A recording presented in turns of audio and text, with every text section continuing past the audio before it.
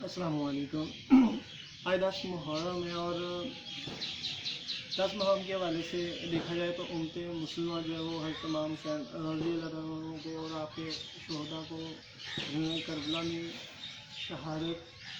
کا مطلب شہادت کے مسئلے پہ فائز ہوئے، ان کو خراج عقیدت پیش کیا جاتا ہے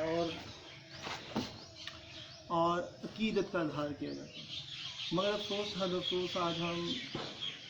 امام سے لفظی طور پہ تو عقیدت کا اظہار کرتے ہیں، مگر باطنی طور پہ میں کسی فرقہ سے ہٹ کے بات کر رہا ہوں، مگر ہم باطنی طور پہ شیطانی قوتوں کے ہاتھوں شرکمال نظر آتے ہیں۔ یہی اقبال کی شاعری کا بھی مفہوم تھا کہ زبان سے کہہ بھی دیا لا الہ الا اللہ تو کیا حاصل، دل و نگاہ مسلمان نہیں تو کچھ بھی نہیں، نماز روزہ حج باقی ہے مسلمان تو باقی نہیں، بجھی عشق کی آگ اندھیر ہے مسلمان نہیں راہ کا ڈھیر ہے، وہ ہلکا یاراں تو بریشم کی طرح نہ، رزم حق و باطل ہو تو فولاد ہے مومن، ایک فقر ہے شبیری اس فقر میں امیری، میرا سے مسلمانی سرمایہ شبیری، نکل کر خانقاہوں سے ادا کر رسم شبیری، کہ فکر خانگاہی ہے کہ فکر خانگاہی ہے اندھوں دلگیری،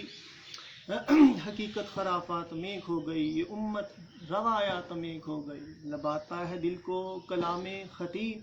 مگر لذت شوق سے بے نصیب، بیاں اس کا منطق سے سلجھا ہوا لغت کے بکھیڑوں میں الجھا ہوا، وہ صوفی کے تھا خدمت حق میں مرد، حمایت میں یکتا حقیقت میں فرد، بجھیا عشقی آگ اندھیر ہے مسلمان نہیں رات کا ڈھیر ہے، مسلمان نہیں راکھ کا ڈھیر ہے۔ کربلا میں حق اور سچ کی تمیز دیتی ہے۔ آج ہمیں حق تو واضح ہو گیا ہے، مگر حقیقت یہ ہے کہ ہم سچ نہیں بولتے، اور اسلام کی جو تعریف کی ہے اللہ تعالیٰ نے مسلمان کی، اس کی زبان و حال سے دوسرے محفوظ رہتے ہیں، اور مسلمان بغیرت نہیں ہوتا۔ جب غیرت کی بات آتی ہے، کہیں ظلم ہو رہا ہو یا بے حیائی ہو رہی ہو، تو مسلمان ان پتھر دلوں سے بھی زیادہ سخت ہو جاتا ہے، اللہ تعالیٰ کے احکامات کو مانتے ہوئے جو اللہ تعالیٰ کی تعلیمات کا مذاق اڑاتے ہیں ان سے بھی زیادہ سخت ہو جاتا ہے، اور وہ خدا کے احکامات نافذ کرتا ہے، اور یوں وہ خدا کے پیغام کا پیغمبر بن کے دنیا میں نویر کی کرنیں بکھیرتا ہے۔ مسلمان مجاہدین نے تاریخ کے اوراق اٹھا کے دیکھ لیں، سلطان صلاح الدین ایوبی ہو، محمد بن قاسم ہو، یا جتنے بھی آپ ارطغرل غازی قرلس عثمان کے بھی ڈرامے دیکھیں، انہوں نے یا کیسو قصہ کی سلطنت فتح ہوئی حضرت عمر فاروق رضی اللہ تعالیٰ عنہ کے رول میں بھی دیکھیں، جو مجاہدین ہیں انہوں نے قلم کی طرح سر کاٹے، ان کے جو ظالم تھے، جو عہدہ طاقت دولت کے پجاری تھے، تاکہ ان کے سارے قلم کی طرح اس لیے کاٹے کہ دنیا میں مظلوم لوگوں کی آہ و پکار کی داستانیں نہ لکھی جائیں، بلکہ یہ لکھا جائے کہ اللہ کے نائب نے آ کے دنیا میں امن و سلامتی قائم کیا اور انصاف کا نظام نافذ کیا۔ اور میری سابقہ 2 ویڈیوز جو تھی میں نے بنائی تھیں غلامی کے حوالے سے، وہ یہی تھیں، وہ حقیقت میں میں واقعہ کربلا کے حوالے سے ہی اس چیز کو بنا رہا تھا، تاکہ مسلمان پہلے اپنے نفس سے جہاد کرتا ہے، یہی جہاد اکبر ہے کہ پہلے اپنی اصلاح تو ہو جائے، جب آپ کی اصلاح ہوگی تو ہی آپ کو حق اور سچ پہ عمل کرنے کی توفیق ملے گی۔ تو لہٰذا دیکھا جائے تو آپ کتنے ہی عملی میدان میں پیچھے نظر آ رہے ہیں کہ ابھی تو آپ کی حق اور سچ پہ عمل کرنے کی باری نہیں آئی، ابھی ہم صرف زبانی جمع خرچ کر رہے ہیں، اور جو حقیقت میں ہماری استقامت ہے وہ اللہ تعالیٰ کی توفیق سے ہی ممکن ہے، اور وہ اس وقت ہوتی ہے جب ہم اللہ تعالیٰ سے محبت اور عقیدت میں اس قدر آگے نکل جائیں کہ ہم اپنی جان مال اولاد اور اپنی جان اللہ تعالیٰ کی راہ میں قربان کر دیا. اور میں نے صوفیہ اعظام کے متعلق کل اپنی ویڈیو میں بتایا، حالانکہ وہ ویڈیو میں نے آج بنانی تھی، وہ اسی حوالے سے کہ اسی کا تسلسل تھا، مگر میں نے بنا دی. وہ حضرت امام حسین اور کربلا کے حوالے سے بنائی تھی کہ صوفیہ اعظام حضرت امام حسین کے سچے پیرو ہوتے ہیں جو تن تنہا دنیا فتح کرتے ہیں، امام سے فیض و برکات حاصل کرتے ہیں. امام جو ہے وہ کیا ہے؟ امام برحق ہیں، زمانے کے لیے امام ہے. کس حوالے سے؟ کہ عہدہ طاقت دولت کے پجاریوں کے سامنے نہیں جھکنا. ایسے لوگ جو خدا کے حدود اور خدا کے احکامات کا مذاق اڑاتے ہیں اور اپنے دولت اور تکبر کی وجہ سے، اور متکبرین جنت میں نہیں جائیں گے، جن کے رائی کے دانے کے برابر بھی جن میں تکبر ہوگا، تو ان کو بچھاڑ دیتے ہیں صوفیہ. وہ تن تنہا اللہ کا کلمہ توحید کا پرچم بلند کرتے ہوئے بڑی بڑی فوجوں کو، بڑی بڑی اس کا نام کیا، قوتوں طاقتوں کو شکست دے دیتے ہیں. صوفیہ میں اتنی روحانی طاقت اللہ دیتا ہے کہ وہ اللہ تعالیٰ کے حکم سے ہر چیز کے فاتح کہتے ہیں. تو لہٰذا میری وہ 2 ویڈیوز اسی کا تسلسل تھی کہ آپ اپنے نفس کے خلاف جہاد کرو، جہاد اکبر ہے. اس کے علاوہ صحابہ کرام رضی اللہ عنہم کو سرکار فرماتی تھی کہ ہم جہاد اکبر، اصغر سے اکبر کی طرف جا رہے ہیں، یہی اپنے نفس کے خلاف ہم جہاد کر رہے ہیں. پھر آپ نبی تو پاک ہوتا ہے نا، مگر ویسے اصلاح فرمانے والے ہیں نا، تو اس والے سے بتا رہے ہیں ہر لحاظ سے. اب دیکھا جائے تو جہاد اصغر جو ہوتا ہے وہ تو کفار کو بچھاڑنا ہوتا ہے، وہ ظاہری طور پہ جو طاغوتی طاقتیں ہیں ان کو ختم کرنا ہوتا ہے. مگر پہلے انسان اپنے جسم میں وہ اتنی طاقت، حرارت ایمانی تو پیدا کرے کہ کفار کے سامنے اس کا دل نہ ڈر جائے. کفار کے سامنے تلوار چلاتے ہوئے اس کو ذرا بھر بھی ترس نہ آئے، بلکہ وہ دیکھے کہ اس کو وہ نظر آنا چاہیے کہ دنیا کے مظلوم اس کو پکار ہیں، اور یہ جو چند جو سر ہیں وہ شیطان کے پیروں، وہ شیطان کے پیروں کو سمجھتے ہوئے ان کے سر کاٹے جاتے ہیں، تاکہ دنیا کے مظلوم کی مظلومیت نہ بڑھے اور کفر کا نظام نہ پھیلے. میں نے آزادی کے حوالے سے ویڈیوز بنائی، غلامی کے حوالے سے ویڈیو بنائی. میں کچھ آزادیاں ایسی ہیں جو حقیقت میں غلامی ہیں. ہم جنہیں آزادی سمجھتے ہیں، کیونکہ شیطان پینترے بدلتا ہے. شیطان ایک طرف تو ایسی غلامیوں کو پتہ چل گیا جو انسانیت کو تباہ کر رہی ہیں، مگر کچھ آزادیاں ایسی ہیں جو حقیقت میں غلامی ہیں اور ان کا کوئی فائدہ نہیں. تہذیب حاضر نے مجھ کو عطا کی ہے وہ آزادی، جو ظاہر میں تو آزادی مگر باطن میں غلامی. اور یہ وہی غلامی تھی، یہ جو لبرل سوچیں ہوتی ہیں. اب حقیقت میں غلامیاں جو ہیں، وہ جو آزادیاں، وہ کتنی قسم کی ہیں. لبرل سوچ پروان چڑھا دو معاشرے میں، تاکہ تکرار، لڑائی جھگڑے معاشرے میں پیدا ہو. عورت کی آزادی کی بات کی جاتی ہے، آزادی مارچ کیے جاتے ہیں. مسلم امہ کی لڑکیوں کو حضرت ختیجہ، حضرت عائشہ، حضرت فاطمہ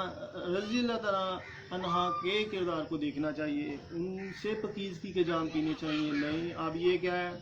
نمود و نمائش کا دورہ، یہ آزادیاں دی جائیں تاکہ بے حیا قوم پروان چڑھے اور مردان غازی پیدا نہ ہو، اور قوم اور جو معاشرے میں جو علمی حوالے سے جو معاشرے میں اصلاحی پہلو نہ نکلے. تاکہ کیونکہ جب بغیرتی جنم لے گی تو اچھے قلمکار پیدا نہیں ہوں گے، مجاہد پیدا نہیں ہوں گے، اچھے حکمران پیدا نہیں ہوں گے، اچھے علماء دین پیدا نہیں ہوں گے، بلکہ بحیث لوگ اور بے معنی زبانی جمع خرچ کرنے والے زیادہ ہو جائیں گے. نوجوانوں کو آزادیاں دی جاتی ہیں مختلف حوالے سے. آج دیکھیں کتنے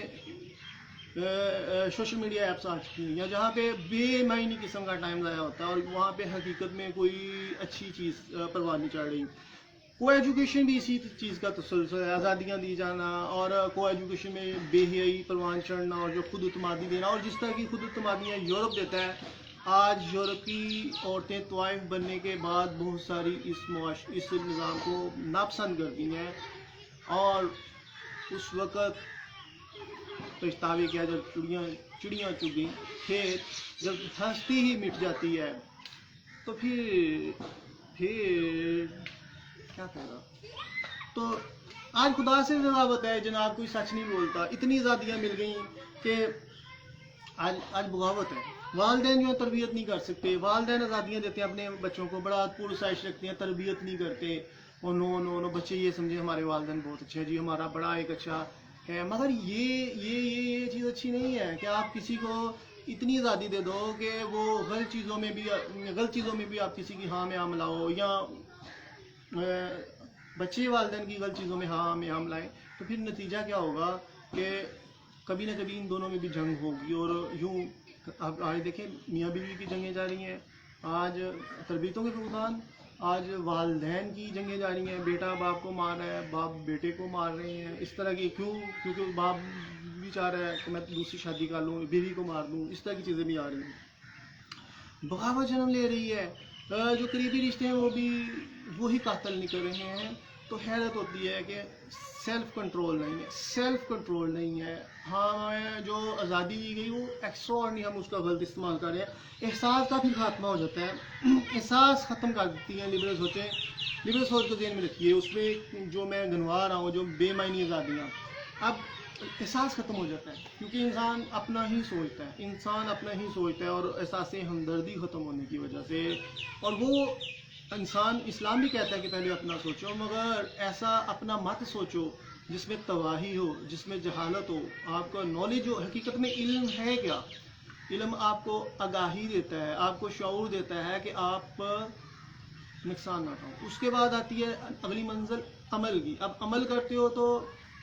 کیونکہ آپ میں پرفیکشن ہی ہوتی ہے اور عمل آپ میں پرفیکشن لے کے آتا ہے. اس کے بعد ادب کا مقام شروع ہوتا ہے، اور پھر یوں یہ منازل طے ہوتی ہیں. پر افسوس آج تو ہم میدان عمل سے بھی پیچھے ہیں، ادب کہاں پہ آئے گا؟ تو اس لیے تو ہمارے معاشرے میں تباہی ہیں. اور جہاں تک تعلق ہے سیلف کنٹرول کا، وہ ہمارا مضبوط نہیں. فرقہ واریت، غیر اسلامی نظریات بھی جو ہے وہ دیکھیں، جیسے ذات پات رنگ نسل، اتنی زادیاں مولویوں کو مل گئی ہیں کہ انہوں نے بجائے اس کے کہ یہ بت پاش کرتے، نہ صرف وہ اس محاذ میں فیل نظر آتے ہیں اور عوام اسی باتوں میں الجھی ہوئی ہے. گورا سفید، رنگ، ذات پات، نسل، ان گروہوں کو پوجا جا رہا ہے، شخصیت پرستی پروان چڑھ رہی ہے، عہدہ طاقت دولت کی پوجا ہو رہی ہے. تو یہ کیا ہے؟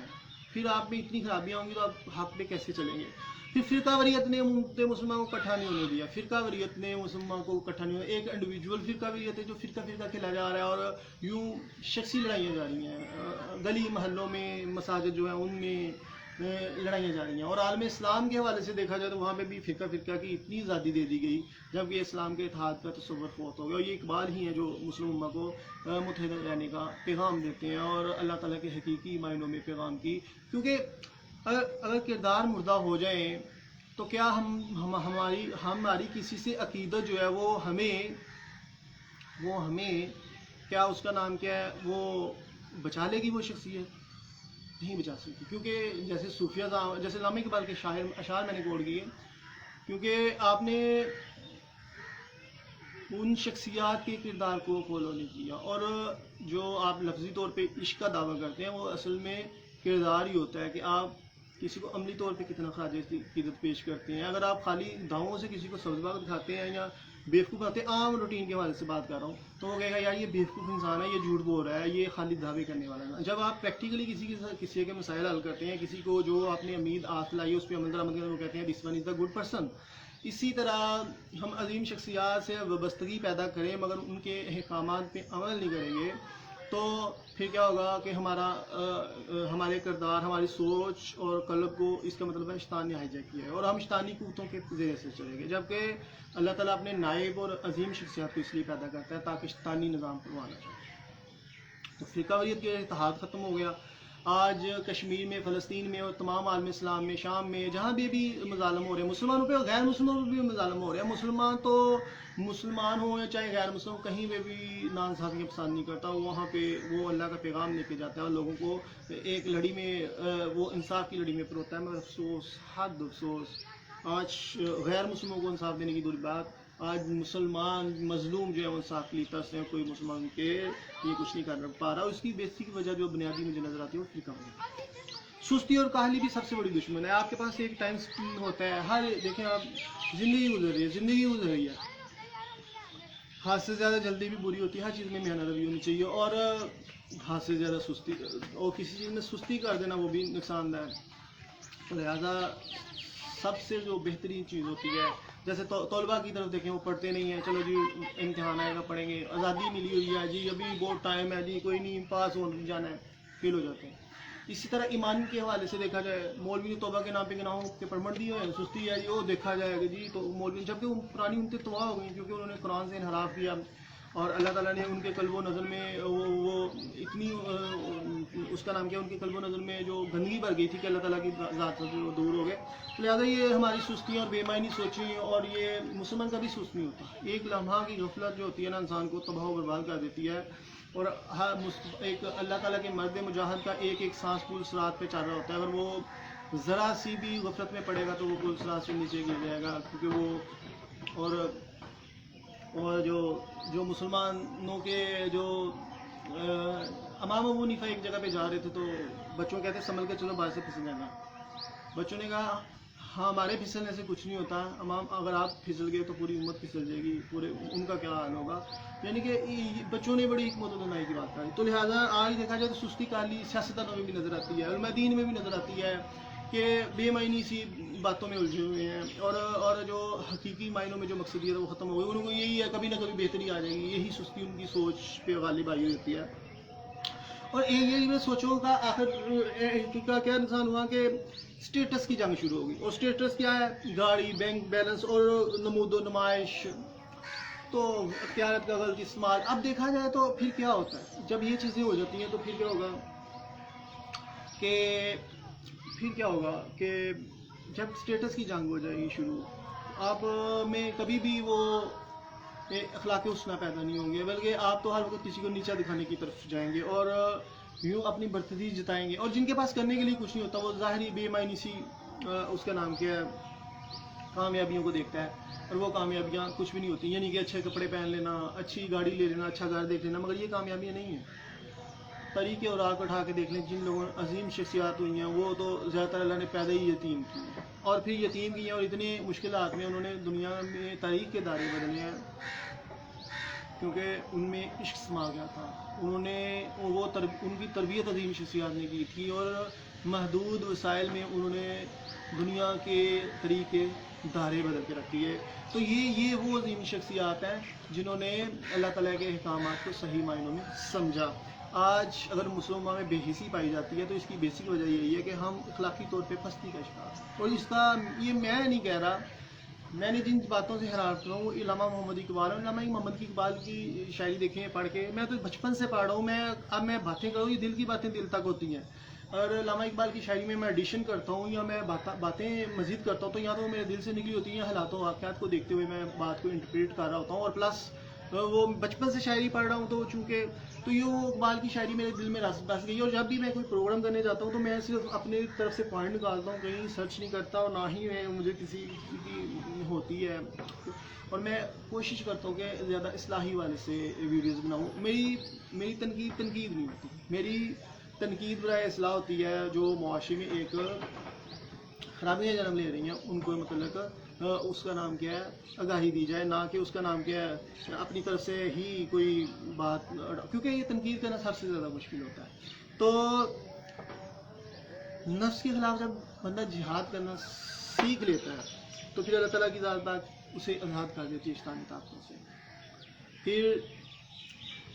حکمت و دانائی مومن کی گمشدہ میراث ہوتی ہے۔ جب انسان شیطانی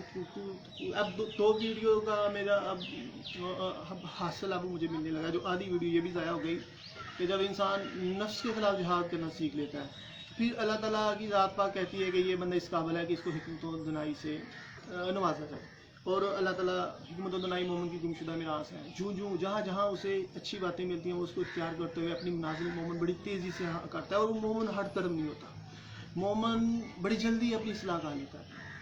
یہ مومن کی فراست سے بچو، وہ اللہ کے نور سے دیکھتا ہے، چونکہ شیطانی قوتوں کا غلبہ جب ختم ہو جاتا ہے، جب آپ اس مقام پہ چلے جاتے ہیں کہ آپ کے قلب و نظر میں پاکیزگی ہوتی ہے تو شیطانی قوتیں آپ کی طرف حائل نہیں ہوتے، پھر اللہ تعالیٰ آپ کو شعور دیتا ہے، ادراک دیتا ہے، اور آپ میں فہم و فراست جنم لیتی ہے، اور آپ صوفیہ اعظام میں فہم و فراست اللہ تعالیٰ عطا فرماتا ہے، وہ اللہ کے نور سے دیکھ رہے ہوتے ہیں، تو لہٰذا ان کے گفتار و کردار میں نمایاں دوسرے شخصیات سے اس لیے نمایاں ان کے کردار نظر آتے ہیں کیونکہ وہ اللہ تعالیٰ کے نور سے دیکھ رہے ہوتے ہیں اور حکمت الدنائی، ان شیطانیوں ان کے پاس سے بھی نہیں بڑھتی. شیطانی وصف سے آنا یہ ایک علیحدہ سی چیز ہے، مگر ان وصفوں پہ عمل کرتے ہوئے خود شیطان کے اہلوکار بن جانا یہ بہت بری بات ہوتی ہے. اور میری یہ تمام ویڈیو جو میں نے 2 ویڈیوز بنائی ہیں، 2-2.5 ویڈیوز، اسی کا حاصل یہ ہے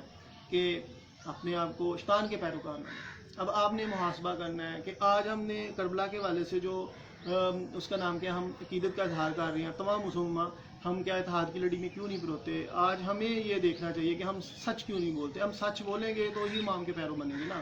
ہماری زبان و ہاتھ سے کوئی محفوظ ہوگا تو ہی. اسی طرح اصلاحی والے سے اگر معاشرے میں کوئی خرابیاں نظر آتی ہیں تو ہمیں بروں کا ساتھ دینے کی بجائے حق کا ساتھ دینا چاہیے، مگر حق کا پلیٹ فارم ہی نہیں ہے. اس لیے ضروری ہے کہ پہلے ایک اجتماعی طور پہ ایک لاہ عمل تیار کیا جائے تاکہ حق کا پلیٹ فارم بنے اور پھر اس پہ لبیک آ جائے اور پوری دنیا کے مظلوموں کی مدد کے لیے نکلا جائے. تو علم جو ہوتا ہے وہ 2 طرح کا ہوتا ہے. ایک آپ کتابوں سے حاصل کرتے ہیں، حدیث مبارکہ سے حاصل کرتے ہیں، قرآن سے حاصل کرتے ہیں، صوفیہ سے حاصل کرتے ہیں، نیک برگزیدہ شخصیات جو اپنی ہستی کو مٹا دیتے ہیں تو پھر ان کی قلب سے اللہ تعالیٰ کی طرف سے، جیسے میں نے ابھی بتایا کہ حکمت و دنائی مومن کی گمشد میراث اور مومن کی فراست اللہ کے نور سے دیکھتا ہے، تو وہ حکمت و دنائی کے جب چشمے جاری ہونا شروع ہو جاتے ہیں تو پھر ان کی باتوں سے بھی انسان بہت کچھ سیکھ سکتا ہے. خواہش نفس کا انسان تو اپنی خواہشات اور اپنے نفس کا شیطان کا پجاری ہونے کی وجہ شیطان کی ہی گردان گنے گا نا. اور آج آپ دیکھیں ہمیں بولنا نہیں آتا. ہمارے آج جتنے بھی ہم دیکھتے ہیں معاشرے میں خواہش نفس کا شکار نظر آتے ہیں، کم ضعف نظر آتے ہیں، ہٹ درم نظر آتے ہیں، متکبر نظر آتے ہیں، گھٹیا سوچیں نظر آتی ہیں. اور حیرت ہوتی ہے، بڑے بڑے عہدوں پہ بیٹھے گھٹیا نظر آتے ہیں، بڑے بڑے دین کے جو ہوتے ہیں بیان کرنے والے وہ ان میں بھی تنگ نظری آتی ہے نظر. تو حیرت ہوتی ہے کہ کیا اسلام سے ہم نے سیکھا کیا ہے، اللہ تعالیٰ کے قرآن سے کیا سیکھا، سرکار سے کیا سیکھا، عظیم شخصیات سے کیا سیکھا. ابھی تو ہم اپنے خواہش نفس کا شکار ہیں، اور کب ہم میں حکمت و دنائی جنم لے گی کہ ہم ایک اعلیٰ مقام پہ فائز ہو سکیں گے. تو یہی چیز شخصیت سازی ہے. شخصیت سازی پروان چڑھنا شروع ہوگی جب آپ طاغوتی طاقتوں کے پیروکار رہتے ہیں اور آپ طاغوتی طاقتوں سے باہر نکل آتے ہیں. آپ کسی کا ایجنٹ کا کردار نہیں ادا کرتے.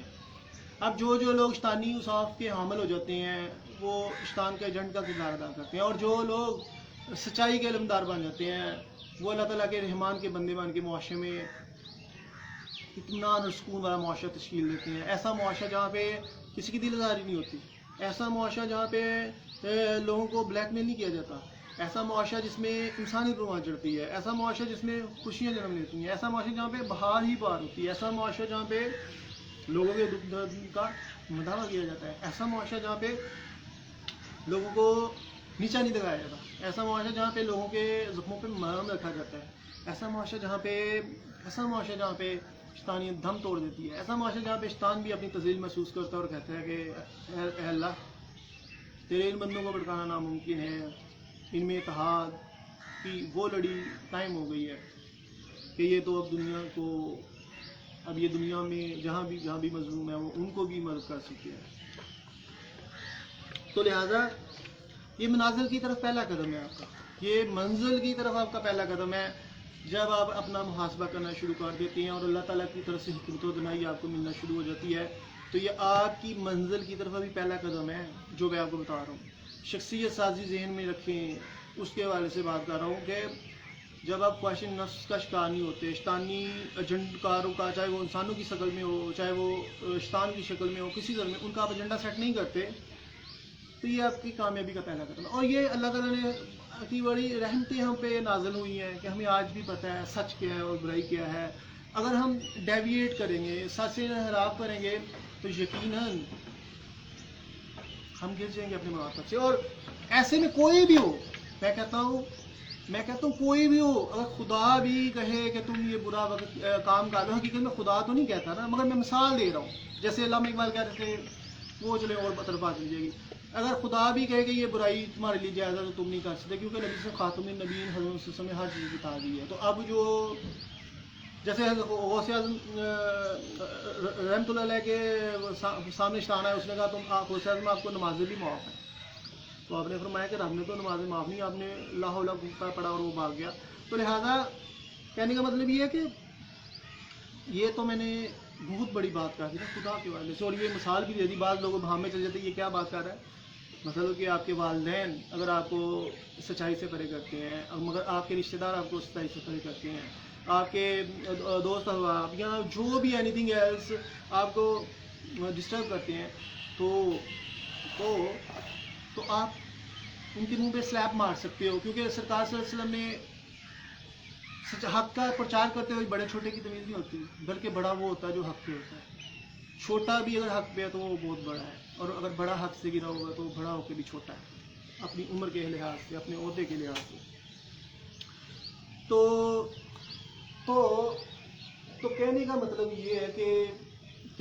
یہ ہے کہ اس کا نام کیا ہے. اگر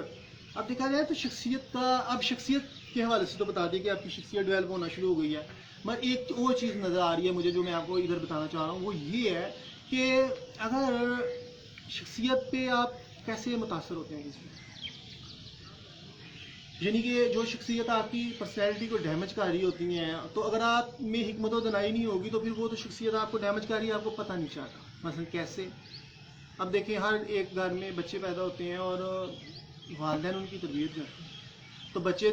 ذہنی طور پہ تو پہلے پازیٹیو, ہر کوئی بچے کو اللہ تعالیٰ نے دین کی طرف پیدا کیا, مگر جن کی اگر بھروں گھر پیدا ہوتا ہے تو اس کے ذہن کے نظریات پہلے تبدیل کیے جاتے ہیں, اس کو برائی سکھائی جاتی ہے, اور وہ بچہ چونکہ والدین برے ہیں تو وہ برائی سیکھ رہا ہے. اسی طرح اگر والدین اچھی تربیت کر رہے ہیں تو اگر معاشرہ برا ہے یا رشتہ دار برے ہیں تو وہ بچہ جب بڑا ہوتا ہے, ڈیولپ اس کی پرسنالٹی ہو رہی ہوتی ہے, تو وہ چیزیں اس پہ تاثر کریٹ کر ہوتی ہیں. ان کی سوچیں, ان کے آج تو سوچیں تو کسی کو ہائی جیک کرنے کی کوشش کی جاتی ہے, کسی کو اپنے ایجنڈے پہ چلانے کے لیے, یہ بھی بڑی ایک چیزیں میں دیکھتا ہوں. تو اگر وہ نظریات اس پہ تھوپے جا رہے ہیں تو اس شخصیت کو اتنا تو شعور و دگاق ہونا کہ کون برا ہے کون صحیح ہے. صوفیہ اعظم تو قلب و نظر کی باتیں, قلب و نظر اور دماغ میں جو تھا وہ ساری چیزیں اس کا نام کیا ہے, اسکین کر لیتے ہیں, اسکین کرتا ہے نا آپ کے جسم کو, باڈی کو, ڈاکٹر اسکیننگ مشینیں, اور تشخیص کر لیتے ہیں کہ یہ آپ میں بیماری ہے یا یہ مسئلہ ہے. اس طرح صوفیہ اعظم جو ہے وہ ان کی ڈائریکٹ نظر دلوں پہ ہوتی ہے, وہ دلوں کے طبیب ہوتے ہیں. وہ ایسے لوگ جو مریض ہوتے ہیں ان کے طبیب ہوتے ہیں, اور ان کو وہ جو صحیح ہونا چاہتے ہیں ان کے لیے ایک ڈاکٹر کا کام کرتے ہیں, وہ طبیب بن کے ان کا علاج کرتے ہیں. مگر ایسے لوگ جو گناہوں میں گرے ہوئے ہیں تو وہ متکبرین میں ہیں, تو صوفیہ تو نہیں ان کا علاج کریں گے نا, تو لہٰذا مگر وہ دلوں کے راز جان جاتے ہیں, کیونکہ انہوں نے ساری زندگی اسی چیز پہ لگائی ہوتی ہے, کہ دل اصلاح قلب, کیونکہ دل میں اللہ تعالیٰ کے کامات نازل ہوتے ہیں, اور جب وہ اللہ تعالیٰ ان کو راز افشاں کر دیتا ہے, وہ راز جو ضروری ہوتے ہیں. یہ نہیں کہ ہر چیز کا نالج ہو جاتا ہے, مگر حضرت غوث اعظم رحمۃ اللہ علیہ کے متعلق ملتا ہے کہ وہ آپ فرماتے تھے, ان کے قوال پڑھتے ہیں کہ ہمیں پچھلے زمانوں کا بھی پتہ ہے, آئندہ جو ہوگا اس کا بھی پتہ ہے, اور حال کا بھی پتہ ہے, مگر کسی نے بھی اتنا بڑا صوفی نے دعویٰ نہیں کیا جتنا انہوں نے کیا, اور حقیقت میں مبنی بھی ہو سکتا ہے کہ اتنا بڑا مقام تھا. تو امام ابو حنیفہ کو لوگوں کے گناہ نظر آتے تھے دھلے ہوئے, جب وہ وضو کر رہے ہوتے تو آپ کہتے تھے کہ اللہ میاں یہ مجھ سے کشش چھین لے, مجھے برا لگتا ہے کہ میں لوگوں کے آپ دیکھوں. تو لہٰذا یہ میں بتا رہا ہوں کہ صوفیہ اعظم کو ہر چیز کا نالج ہو سکتا ہے, ان کی نگاہ پہ ہوتی ہے, نگاہ دل پہ ہوتی ہے. تو لہٰذا یہ اس کا نام کیا تاثر دینا, کہ اس کا نام کیا ہے اللہ تعالیٰ کی ذات پاک سے جو وابستہ ہو جاتا ہے اس کو. اور دیکھیں کتنا ویژن براڈ ہوتا ہے کہ ایک اللہ سے لو لگانے والے کو ہر چیز کا مشاہدہ مل رہا ہے, اور ہر چیز کا نالج اور فہم و درک میں. شیطان آپ کو غفلت میں ڈال رہا ہے, برائیوں میں گرا کے آپ کے دل و دماغ کو کند کر رہا ہے, اور آپ سے حکمت و دنائی چھینی جا رہی ہے, اور اللہ تعالیٰ کی ذات سے پرے جا رہے ہیں, اور اللہ تعالیٰ ایسوں کو کہتا ہے کہ یہ گونگے ہیں, بہرے ہیں, اندھے ہیں, ان کو کچھ نظر نہیں آتا, ان کو کوئی شعور نہیں, کیوں انہوں نے حکمت و دنائی والی کتاب سے انحراف کیا, میرے پیغام سے انحراف کیا, عظیم شخصیات سے کچھ چیز کا, یہ تباہ ہو جائے اور برابر وہ ہستی تباہ ہو جاتی ہے. لہذا پہلے, اور سرکار سے بھی ثابت ہوتا ہے, صحابہ سے بھی ان کی تربیت کرتے ہوئے سرکار نظر آتے ہیں, پہلے اپنے نفس سے جہاد کرو, پھر جہاد اکبر کی طرف, اصغر کی طرف جاؤ, تو پھر آتا ہے معاشرے کی اصلاح. سرکار صلی اللہ علیہ وسلم بھی, حالانکہ سرکار نبی تو نبی ہوتا ہے, پر 40 سال تک غاروں میں گئے، پھر اس کے بعد وحی کا نزول ہوتا ہے، پھر وہ جو مشن جو تھا انسانی کی اصلاح کا کھلم کھلا ہونا شروع ہو جاتا ہے، اس کے عمل درآمد آہستہ آہستہ آہستہ آہستہ آہستہ۔ صوفیہ اعظام بھی سرکار کو کی پیروی کرتے ہوئے اپنی لب کشائی نہیں کرتے، مولوی کی طرح 2-3 سال کا کورس کر کے شور نہیں کرتے۔ صوفیہ اپنے نفس کے خلاف جہاد کرتے ہیں اور اپنے قلب کی اصلاح پہ توجہ دیتے ہیں اور اپنے علم میں اضافہ کرتے ہیں۔ ظاہری علوم سیکھنے بعد باطنی علوم سیکھتے ہیں۔ باطنی علوم وہ ہوتے ہیں جو قلب سے نکلی۔ صوفیہ اعظام آنکھیں بند کر کے بھی 1300-1400 صدیاں پہلے کے حالات کا مشاہدہ کر سکتے ہیں اور آنکھیں بند کر کے بھی آئندہ حالات کا مشاہدہ۔ نعمت اللہ ولی نے جو پیشینگوئیاں کی، آپ دیکھیں مرد درویش نے آئندہ کیا ہونے والا ہے، اور تیسری جنگ عظیم کی بھی انہوں نے پیشینگوئی کی ہوئی ہے، تو وہ کیا تھا، اور انہوں نے برصغیر کے بادشاہوں کے نام تک بنوا لی تھی، یہ بادشاہ آئے گا، یہ ہوگا، اور اشعار کی شکل میں وہ ساری چیزیں لکھی ہوئی ہیں۔ تو اللہ تعالیٰ کی ذات پاک سے جب انسان وابستہ ہو جاتا ہے، تو چونکہ میں کہتا ہوں، آپ دیکھیں ایک طرف آپ نیچے برائیوں میں گرے ہوئے ہیں، ایک طرف یہ ہوتا ہے کہ اللہ سے وابستگی پیدا کرنے کی وجہ سے اللہ تعالیٰ کی ذات پاک آپ کو ہر طرح کے خوبیوں، وصف، اوصاف، جوہروں سے نواز دیتا ہے۔ آپ جس طرف بھی توجہ کرتے ہو وہی کام آپ کے لیے آسان ہو جاتا ہے۔ کیوں؟ کیونکہ آپ کی ایک طرف آپ زمانے کے 2 نمبر اساتذہ کی بھیک مانگتے ہیں کہ مجھے یہ چیز کا فن دے دو، یہ چیز کا فن دے دو، یہ چیز کا فن دے دو، حالانکہ ان میں خود فن نہ ہو، مگر کیونکہ آج تو معیارات گرے ہوئے ہیں نا، وہ چلے گئے کہ جن میں فن تھے، آج تو اخلاقی صاف ہی نہیں رہے، تو فن کہاں پہ پروان چڑھے گا، کمالات کہاں پہ پروان چڑھیں گے، آج تو انسانی ہستیاں مٹی نظر آتی ہیں۔ تو وہ اللہ تعالیٰ کی ذات پاک جو ہے وہ انسان کو ہر طرح کے خوبیوں سے، اوصاف سے نواز دیتے ہیں، اور یہی وجہ سے یہ کہ صوفیہ اعظام جو ہوتے ہیں وہ اسی لیے انمول ہوتے ہیں کہ ان کی قلب و نظر میں پاکیزگی ہوتی ہے۔ اللہ تعالیٰ بھی کہتا ہے ہدایت متقین کے لیے، اور وہی میرے نائب ہیں، اور اس لیے صوفیہ نائب ہوتے ہیں اور تنہا معاشروں کو فتح کرتے ہیں۔ جیسے میں نے کل بھی اپنی ویڈیو کو بتایا کہ تھا کہ داتا صاحب نے، خواجہ صاحب نے کس طرح برصغیر و پاک و ہند کے لوگوں کو مسلمان کیا، اور کس طرح پاکستان واضح وجود میں آیا، اور کردار کی فتح تھی کہ تنہائی 2 شخصیات آئی تھیں، ان کے ساتھ لاؤ لشکر نہیں آیا تھا، مگر بڑے بڑے لشکروں والوں کو اور بڑی بڑی طاغوتی طاقتوں کو انہوں نے تباہ و برباد کر دیا اور یوں پرچم توحید بلند کیا۔ تو ان کی ذات میں اللہ تعالیٰ شخصیت میں کشش رکھتا ہے، ان سے کرامات کا ظہور ہوتا ہے۔ اگر کسی اللہ والے سے اچھے لوگ جو ہوتے ہیں نا، وہ اس کی طرف کھینچے چلے آتے ہیں، جو اچھا ہوتا ہے، کیونکہ اللہ تعالیٰ کی ذات پاک نے اس میں کشش رکھی ہوتی ہے۔ انبیاء علیہ السلام میں کشش ہوتی ہے، صحابہ کا اس کا نام کیا ہے، باہو سرکار کو کافر دیکھ کے بھی کلمہ پڑھ لیتے تھے، دیکھتے ہی کلمہ پڑھ لیتے تھے۔ علی کے چہرے کو دیکھنا عبادت ہے جناب، حضرت علی کے چہرے کو دیکھنا عبادت ہے، صحابہ حضرت علی کو دیکھتے رہتے ہیں۔ حکمت و دانائی والی شخصیت، علم کا دروازہ، پھر اسی طرح خواجہ صاحب ادھر براجمات ہے۔ تو اللہ تعالیٰ لکھنے والے لکھتے ہیں کہ جب شخصیت انسان کی مکمل ہو جاتی ہے، جب انسان کی شخصیت جو ہوتی ہے، جب انسان کفار جو اپنے جو برے اخلاق ہیں ان کو ختم کر دیتا ہے، تو اللہ تعالیٰ کی ذات سے حکمت و دانائی مل جاتی ہے، تو اس کی شخصیت میں اللہ تعالیٰ ایک کشش رکھ دیتا ہے، اور وہ کشش لوگوں کو اپنی طرف کھینچ دیا، لوگ یوں پھر وہ شیطان سے نجات حاصل کرتے ہیں، تاکہ وہ شخصیت اللہ تعالیٰ انمول بھی بناتا ہے، اس میں وصف و خوبیاں بھی اسی رکھتا ہے، تاکہ لوگوں کو پتہ چل سکے کہ میرے بندے مفلسی میں بھی کتنے امیر ہیں۔ دل کی شہنشاہی، دل کی آزادی، شہنشاہی، شکم سمانے موت، فیصلہ تیرا تیرے ہاتھوں میں ہے۔ دل کی آزادی، یا شکم، یا خواہش نفس کی طرف جانا ہے، اور یا پھر دل کی آزادی حاصل کرنی ہے، ایسی آزادی جہاں پہ غیر کا راج نہ ہو، بلکہ وہاں پہ خدا کے احکامات کو مانتے ہوئے انسان کی گردن فخر سے بلند رہے، اور کسی بھی طاقتی طاقت کا ایجنڈا سیٹ کرنے کی بجائے اللہ تعالیٰ کے احکامات کو مانتے ہوئے۔ مگر مومن جو ہے متکبر نہیں ہوتا، مومن اس وقت اس کی گردن اکڑ جاتی ہے جب وہ غیر اخلاقی چیزیں دیکھتا ہے، جب وہ اس کے نام کیا غیر اسلامی احکامات دیکھتا ہے، خدا کی حدیں پھلانگی جاتی ہیں، تو پھر وہ سخت ہو جاتا ہے، مظلوموں کی مدد کے لیے اس کا دل سخت ہو جاتا ہے۔ مگر عام طور پہ مومن جو ہوتا ہے وہ بڑے دل کا نرم ہوتا ہے، ان کے دل چڑیوں کی طرح نرم ہوتے ہیں۔ سرکار کی حدیث سے سلم میں متکبرین جنت میں نہیں جائیں گے، राय के दराने के बराबर भी इसमें तकबर होगा, जन्नत में नहीं जाएगा। और जो उसका नाम क्या है, नेक अच्छा इंसान होगा, वो नरम दिल होगा। तो आज देखें कितने लोग हैं जिनके दिल नरम है। हाँ, मफादत के तहत सब नरम है, गिरगिट की तरह रंग सब बदलते हैं, मकारी यारी। अब इंसान में अगर इस तरह का फहम व इदराक और शऊर ही नहीं है कि वो इस चीज़ का एनालिसिस कर सके कि गलत किया है सही किया है, तो फिर उसकी तबाही का तो वो खुद जिम्मेदार है ना। मेरी आज की वीडियो बनाने का मतलब ये था कि पहले शऊर इदराक